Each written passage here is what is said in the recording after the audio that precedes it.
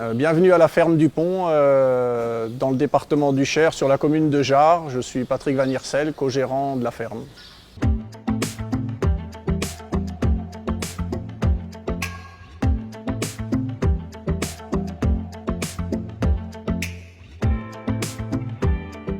Donc la ferme, c'est aujourd'hui 3 associés, 3 salariés à temps plein, plus des salariés à temps partiel.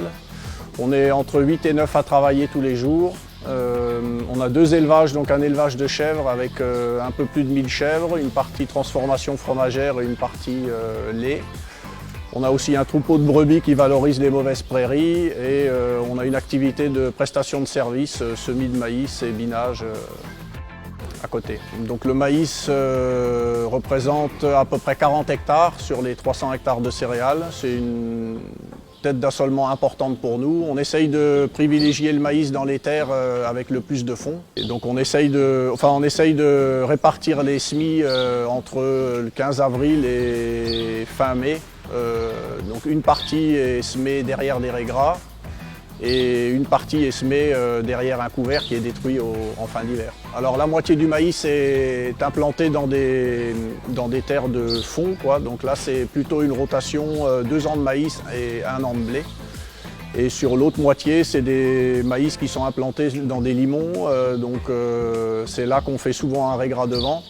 Et donc là, c'est une rotation, un raies gras de 6 mois, maïs, blé. Et souvent derrière, soit on remet une prairie, soit on remet un maïs. Enfin bon, il n'y a pas de rotation prédéfinie. Tout dépend des années. Les conditions climatiques aujourd'hui sont quand même de plus en plus compliquées. Donc en fait, on essaye de s'adapter plutôt au climat. Et c'est ça qui dicte où et quand on implante un maïs, quoi.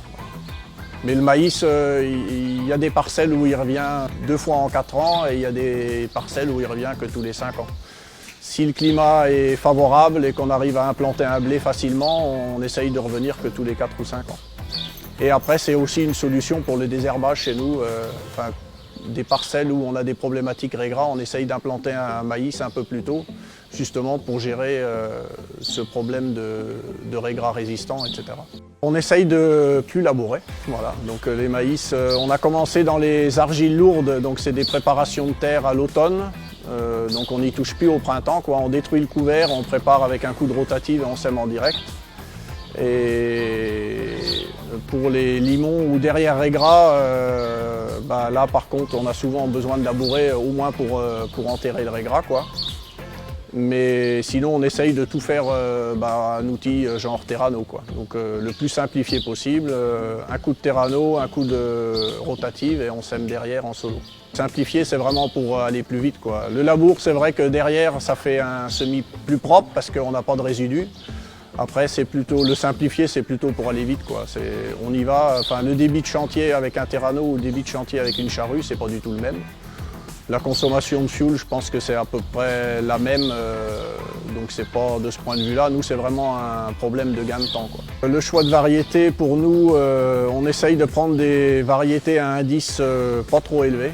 Voilà. Au début, on prenait des indices plus élevés parce qu'il y avait plus de potentiel et en fait, on se rend compte que le potentiel, c'est le climat qui nous le donne.